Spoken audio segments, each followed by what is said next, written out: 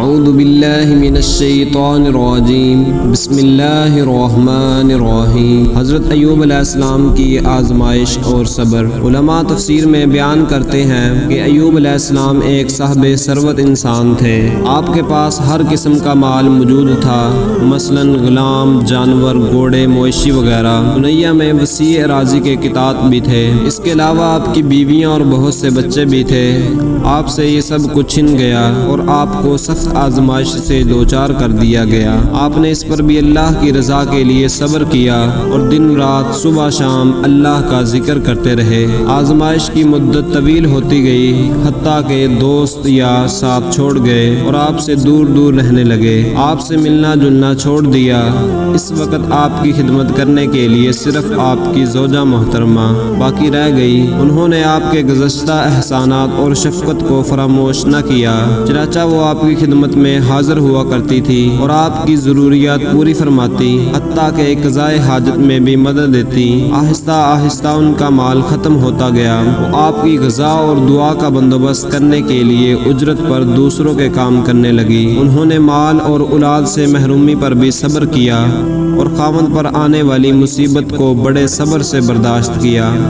کبھی وہ طرح طرح کی نعمتوں سے مالا مال تھی اور ان کا بے حد احترام کیا جاتا تھا۔ پھر تنگ دستی آئی اور انہیں لوگوں کی خدمت کرنا پڑی۔ اس کے باوجود بھی وہ ثابت قدم رہی۔ نبی کریم صلی اللہ علیہ وسلم کا ارشاد ہے، سب سے سخت آزمائش انبیاء کرام علیہ السلام پر آتی ہیں، پھر زیادہ نیک لوگوں پر، پھر جو ان سے کم درجے کے ہوں۔ ارشاد نبوی ہے، انسان پر اس کے دین کے مطابق آزمائش آتی ہے۔ اگر وہ دین میں مضبوط ہو تو ان کی آزمائش میں اضافہ ہو جاتا ہے۔ حضرت ایوب علیہ السلام کی آزمائش جس قدر شدید ہوتی گئی، آپ کے صبر و شکر اور استقامت میں اس قدر اضافہ ہوتا گیا، حتیٰ کہ آپ کا صبر بھی ضرب المثل بن گیا اور آپ کے مصائب بھی۔ بائبل میں حضرت ایوب علیہ السلام کے مال و اولاد ختم ہو جانے اور جسمانی بیماری میں مبتلا ہونے کا واقعہ بہت تفصیل سے بیان کیا گیا ہے۔ اللہ بہتر جانتا ہے اس میں کس قدر باتیں درست ہیں۔ حضرت مجاہد رحمۃ اللہ علیہ کا قول ہے کہ سب سے پہلے حضرت ایوب علیہ السلام چیچک کے مرض میں مبتلا ہوئے تھے۔ آپ کی آزمائش کتنا عرصہ جاری رہی، اس کے بارے میں علماء سے مختلف اقوال مروی ہے۔ آپ کی زوجہ محترمہ راکھ لا کر آپ کے نیچے ڈالتی تھیں۔ جب ایک طویل عرصہ اس حالت میں گزر گیا، انہوں نے عرض کیا، اپنے رب سے دعا کیجئے کہ وہ آپ کی مصیبت دور کر دے۔